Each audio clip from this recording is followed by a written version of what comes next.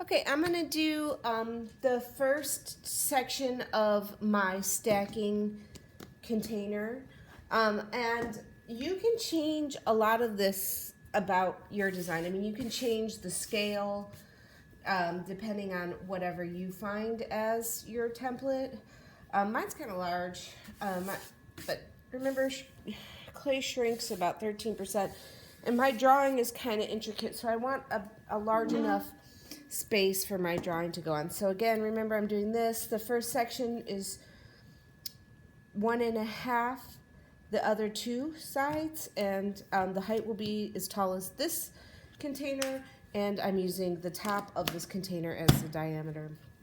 I've also taken tape and taped sticky side out around it, around the outside of this, and cut it. So now I have the length, or the length of the diameter of this container, so that I can make my slab this long and cut the right height, which I'll have to still measure, but it's based off of my drawing parts. Okay, so the first thing I'm going to do is I'm going to cut, I'm going to roll a couple slabs and cut out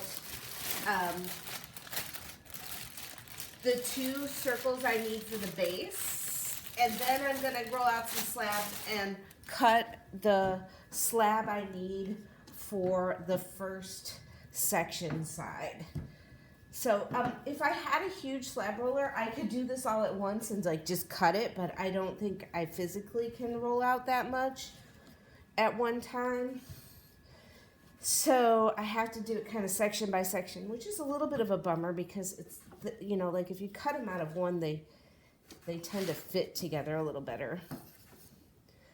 But, you know, this is the virtual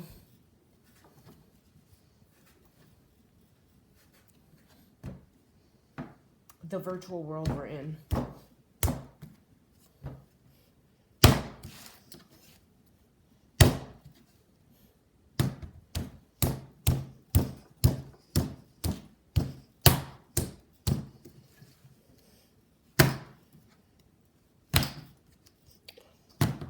So let's do these.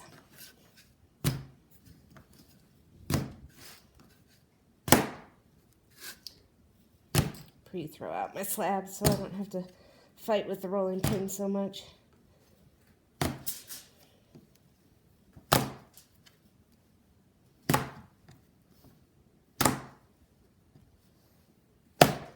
Okay, now rolling pin it. Excuse me, my rolling pin's over here.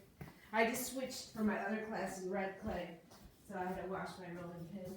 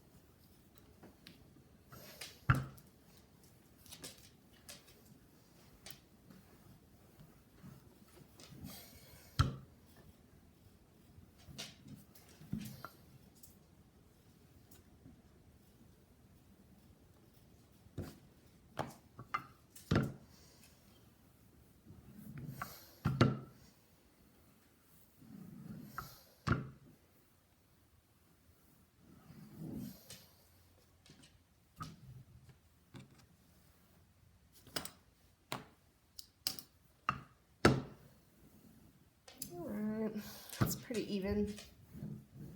Gosh, it's like weird outside. It's eerie outside today. Cold and drab. It feels like a good day to watch a horror movie. I love horror movies. Yeah, just to check, this would not be long enough. So, okay. I'm going to use this to make some of the circles. I'll probably make as many as I can because I know I'll need several for each section, and it doesn't hurt to be prepared, right? So I'm going to use this now as my template. And I'm going to cut. I know I need, so find my knife or something knife-like. These, there's going to be two circles that I cut, right? The inside and the outside. And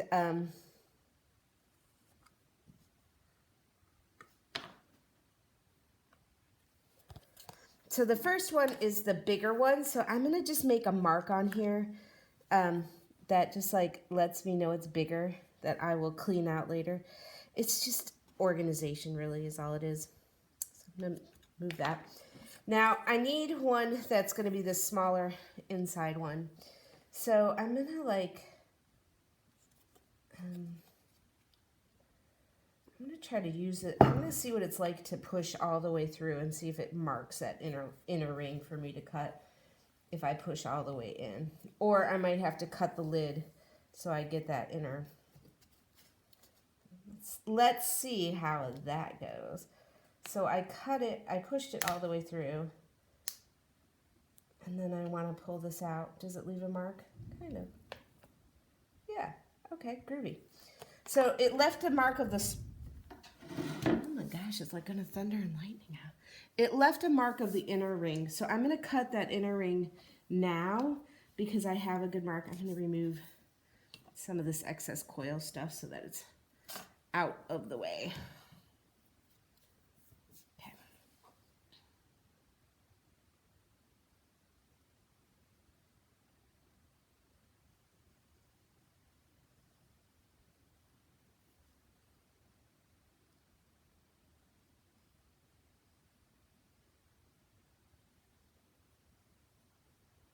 And it will become clear why I need a bigger and smaller ring. It might not be clear right away. But essentially I'm creating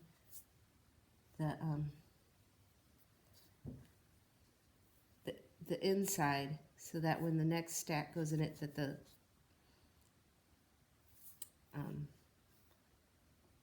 circle doesn't slip.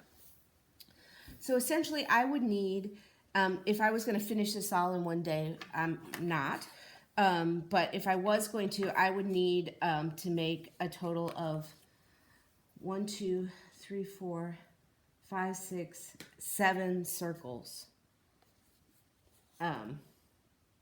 You could get away with 6 if you didn't want to have an extra one on the bottom to sort of lift it up, but I do.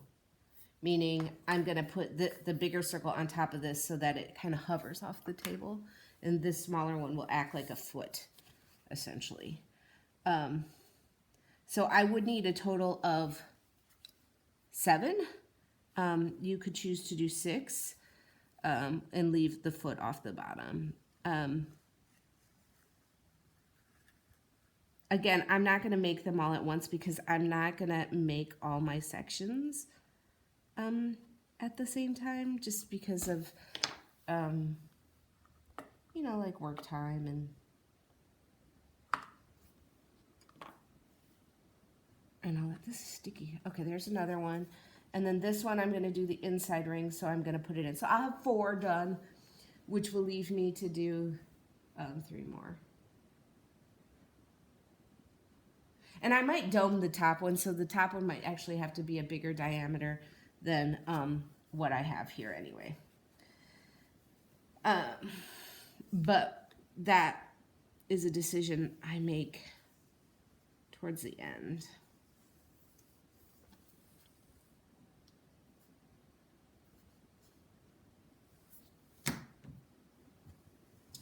It just started pouring. Oh my goodness. Okay, I gotta pull this off without trying to... I should probably cut this inside ring and outside ring so that I can use it as a template without work. Actually, it works. It's fine. It's, you know, I have a problem called being a perfectionist. which is really hard in clay because there's, you can never be perfect.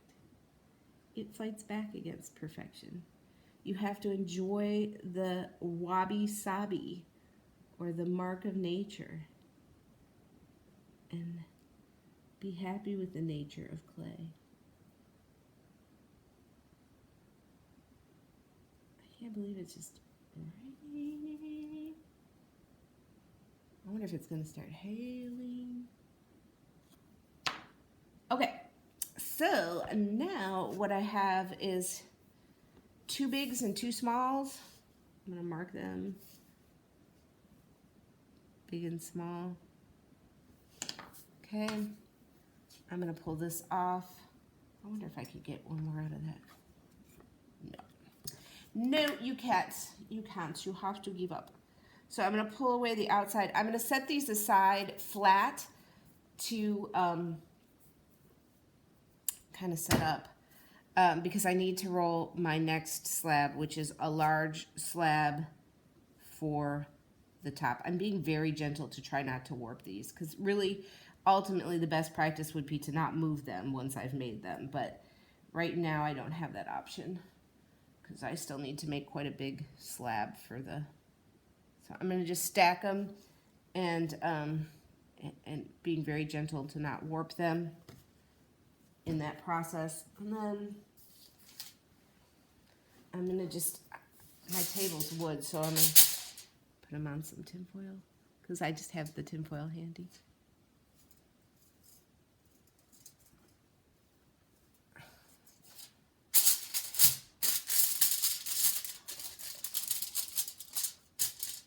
I warped that one pretty good. I'll have to recut that. See that? Oh well. I'm going to put it aside and do the long slab measurement. So let me get my wire tool and cut off a hunk of clay.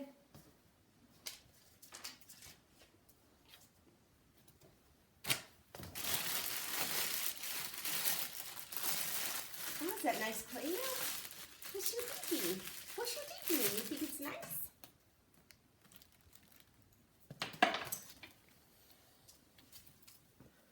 Okay. I'm going to try to throw this out so it starts long. I need a long and skinny piece.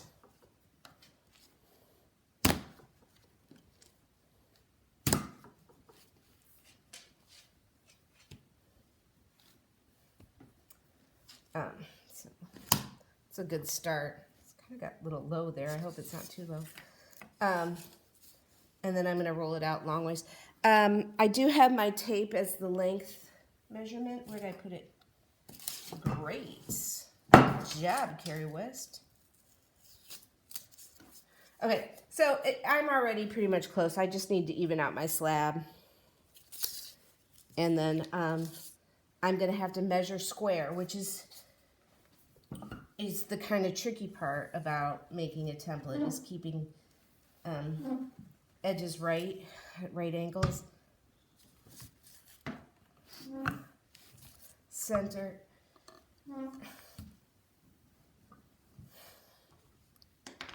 Come on, stuff, get out my way.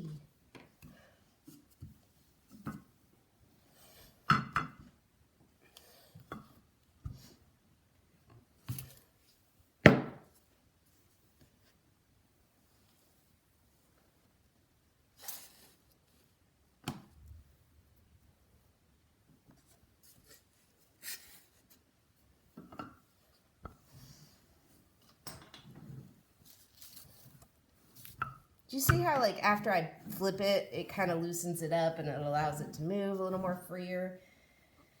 Allow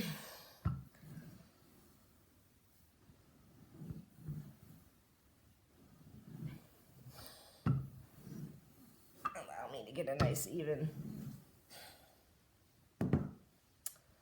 Okay. So the first thing I'm going to do is I'm going to cut a straight line. This will be the measurement of which I start everything off of. So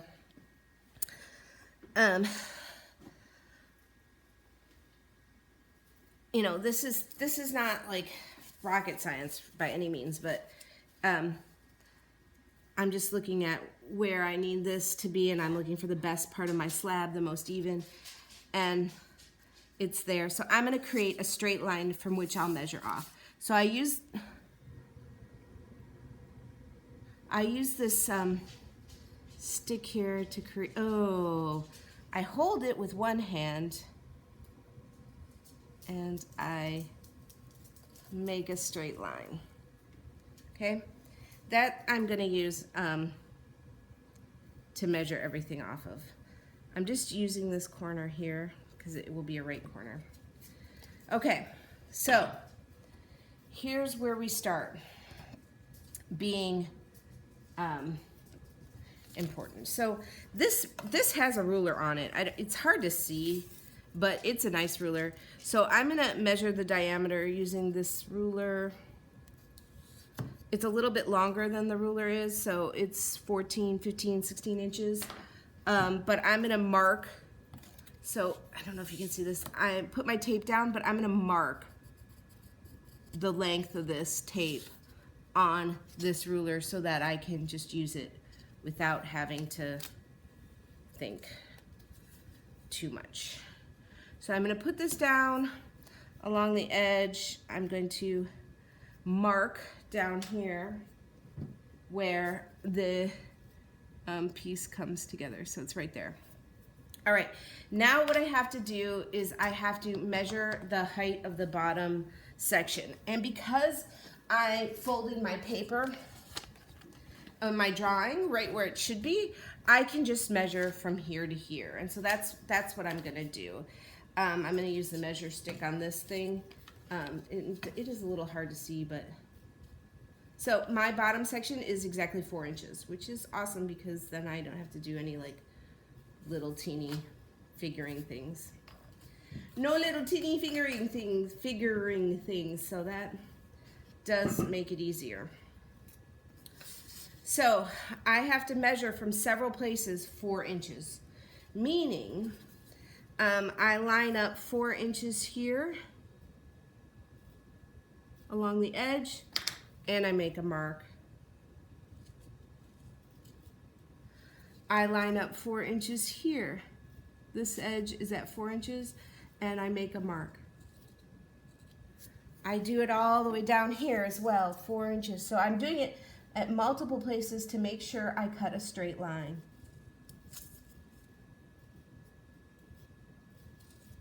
Okay, so now I have multiple marks at 4 inches.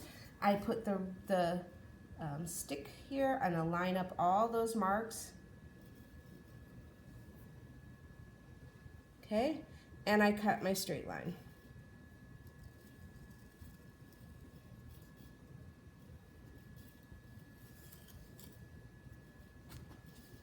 Okay, I'm going to use this again to measure. Remember, I used this on the edge to make a square. You can't see the edge. So what I do is if this is lined up perfectly with the straight edge, I can mark the right angle here, okay? And I have to do that here, right, as well, but that means I'm gonna go in this direction. I'm gonna make sure that this is lined up squarely with the edge, so it's a right angle. It must be a right angle. And then I can complete that. Now, this is the side from which I will measure the length, right, with the tape. So I could just put the tape here, line it up with the edge, hold it down, and make a mark. Make a mark up here saying toot, and then do one on this side, like this, and make the mark, and then make a straight line between those two marks. But I did measure it out on here, so I'm going to use this as well because it holds a right angle. That corner of the piece is a right angle, and having a right angle is going to be important for this. So I'm going to mark here with the right angle, and then I'm going to mark here,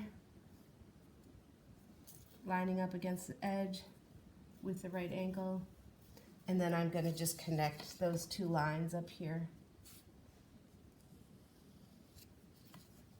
Okay, so now I have the bottom section of this. I'm going to let it sit there. I don't want it to become really dry because I need it to be soft slab to work.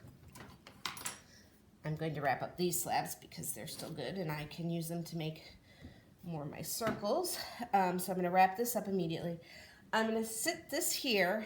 I'm not going to do anything to it, but those pieces, those circle pieces, right? I'm going to force them dry. Normally I'd put them outside in the sun.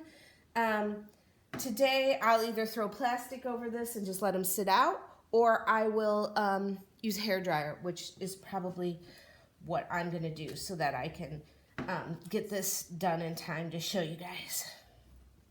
Okay?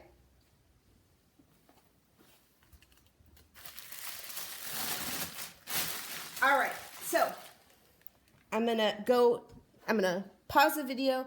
I'm going to go hair dry my pieces so that they become close to leather hard, and then I'll come back and put this together. Okay, it's time for assemblage. This is leather hard. This is still wet and it's just been sitting here since I rolled it out. This I hair dried. I'm going to assemble these. This will be my foot, so it will sit like this and it'll have a little disc underneath that you barely see that creates a shadow. But each one will have that. This is optional. You could do it so this sits right on the table. That's not what I like. I like a little foot, so I'm going to do it. All I'm going to do is, I can still see the ring that was left, so I know how to line this up. So what I'm going to do is just score the center of this piece really well.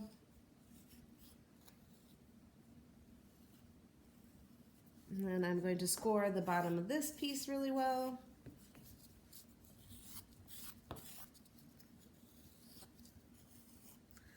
Could use a fork. That little scoring tool they gave you, it's nice, but it's delicate, and I like a meaty score. So now I'm going to slip.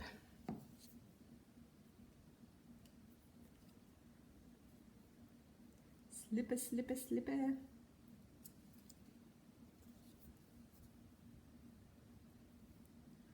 Good, healthy globbies of slip in there.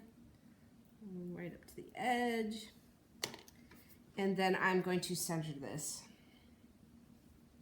I'm going to use my lid to help me, right? To center this. Making sure it fits in that center location. And it needs to go. Perfect. And now I'm going to press down. I do need to clean this up. Like, I'll need to do some sanding and some finishing, but right now I'm just gonna put it on there, give it a nice good squeeze.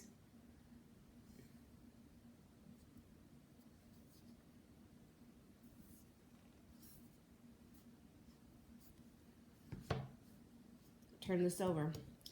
Now, I'm going to score the outside edge of this piece.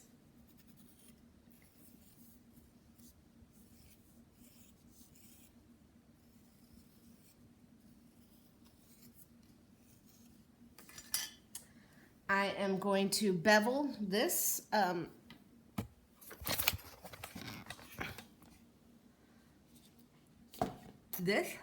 I'm going to score the bottom piece of it. So here's how I bevel it. First of all, I'm going to score the bottom section, right? Okay. Then I'm going to bevel the side so that one side fits into the other. So I put my piece right to the edge. I hold my tool on an angle, like that. It's about as close as I can to 45, and I just trace down. So now that this edge is beveled going in. Now I have to do the opposite on this side. So in order to do that, I will take the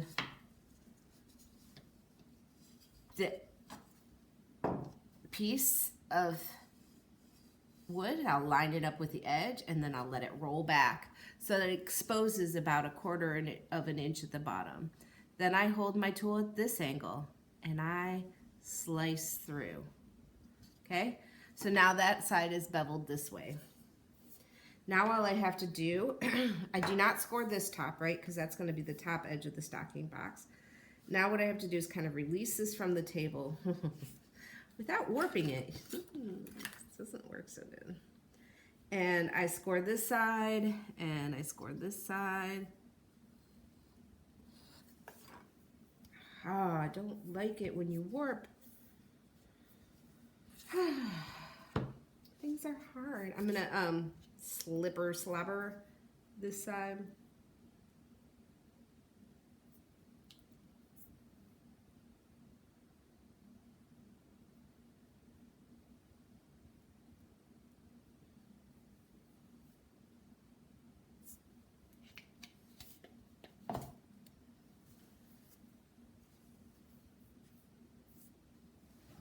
Pull this up, trying not to warp it, although it's a little sticky. This clay is a little sticky. Okay, so now what I'm going to do is set it up on the edge. The slab could be a little stiffer. I'm doing it when it's a little bit too wet, but you know, guess what? I'm not. Perfect. So I'm gonna, I want it to be perpendicular, straight up and down, the best I can. Making my sides match up. It should fit perfectly. If it doesn't, you gotta tweak it until it does, because you need it to be straight up and down. It's so hard being your own cameraman and the teacher. And so I've put it straight up and down. I matched it up. I'm gonna have to make sure that like this is the right size and shape. Straight up and down. To make this seam join well, I give myself some support. Right. I give some support on the outside. So what I'm going to do, I have to stand up. What I'm going to do is put this on the outside while I close that joint. It gives me something to push against as I seal this section.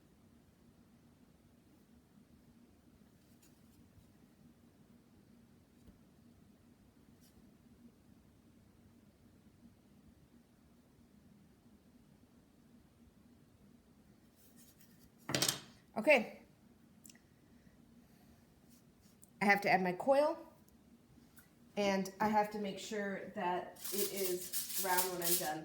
So this piece is going to fit on the inside of here. So my piece is actually sticking out too far. So I'm going to have to squish it in, get it, make sure it's nice and straight.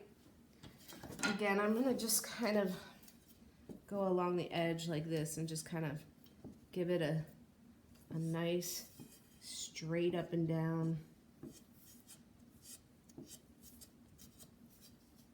pat. Make sure that it's lined up to the edge of that leather hard bottom and not sticking over the edge. Right? Nice straight up and down.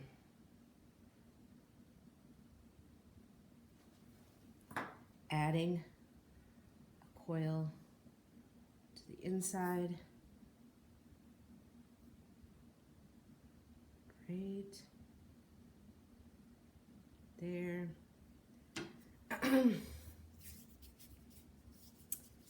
And then I'm going to let it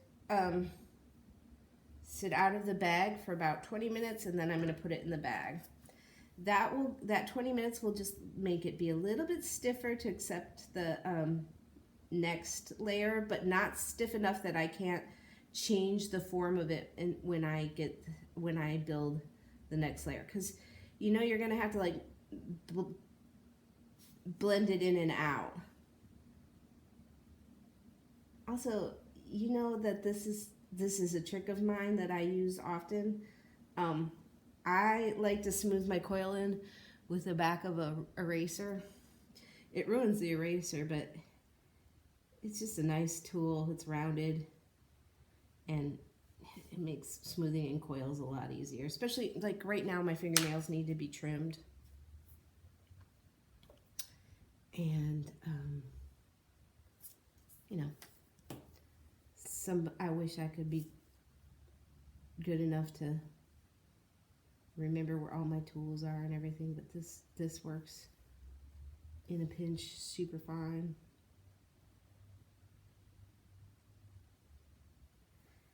Remember, I keep my hand on the outside as I'm smoothing.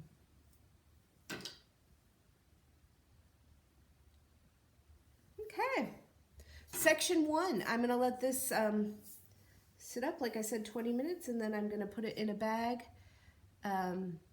until next class when I build the next section. Okay, so what you're not seeing is me finish coils. All right, coils, sit out, wrap up.